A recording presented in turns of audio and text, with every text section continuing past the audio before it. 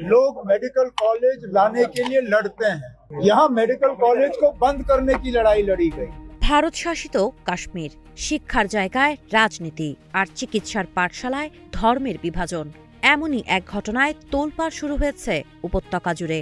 ভারত সরকার বন্ধ করে দিয়েছে একটি মেডিকেল কলেজ, কারণ কলেজটিতে মুসলিম শিক্ষার্থীর সংখ্যা বেশি।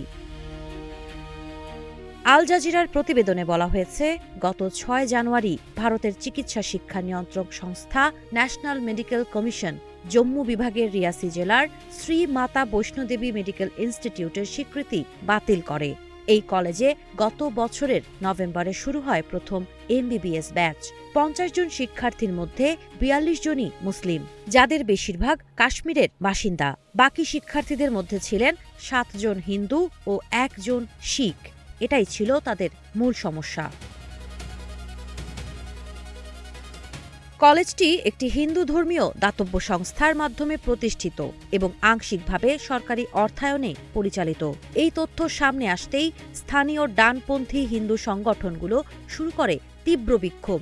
তাদের দাবি, মাতা বৈষ্ণোদেবী মন্দিরের ভক্তদের দানে পরিচালিত কলেজে মুসলিম শিক্ষার্থীদের পড়ার অধিকার নেই।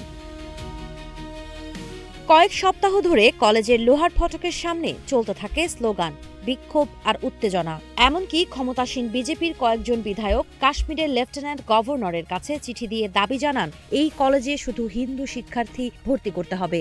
ধীরে ধীরে দাবি আরও কঠোর হয়। বিক্ষোভকারীরা কলেজ বন্ধের দাবিও তোলে। এরপরই আসে সরকারের সিদ্ধান্ত। ন্যাশনাল মেডিকেল কমিশন জানায়, কলেজটি ন্যূনতম মানদণ্ড পূরণ করতে ব্যর্থ হয়েছে। তারা শিক্ষক সংকট, হাসপাতালে শয্যা ব্যবহারে ঘাটতি, বহির্বিভাগে রোগীর সংখ্যা কম এবং লাইব্রেরি ও অপারেশন থিয়েটারের সমস্যার কথা উল্লেখ করে। পরদিনই কলেজ পরিচালনার অনুমতিপত্র প্রত্যাহার করা হয়। এই ঘোষণা আসার সাথে সাথে আন্দোলনরত হিন্দু গোষ্ঠীর লোকেরা আনন্দ উল্লাসে মেতে ওঠে। তারা বিজয় মিছিল করে ও মিষ্টি বিতরণ করে উদযাপন করতে থাকে। কিন্তু সমালোচকদের প্রশ্ন, এই সমস্যাগুলো কি হঠাৎ করেই তৈরি হলো, নাকি মুসলিম শিক্ষার্থীদের সংখ্যা নিয়ে আন্দোলনের চাপেই সরকার পিছু হটল? অনেকে বলছেন, এটি গোঁড়া হিন্দুত্ববাদী গোষ্ঠীর কাছে রাষ্ট্রের এক নীরব আত্মসমর্পণ। আজ প্রশ্ন উঠছে, ভারতে কি শিক্ষার অধিকারও এখন ধর্ম দিয়ে নির্ধারিত হবে? সাবা খান, নাগরিক প্রতিদিন।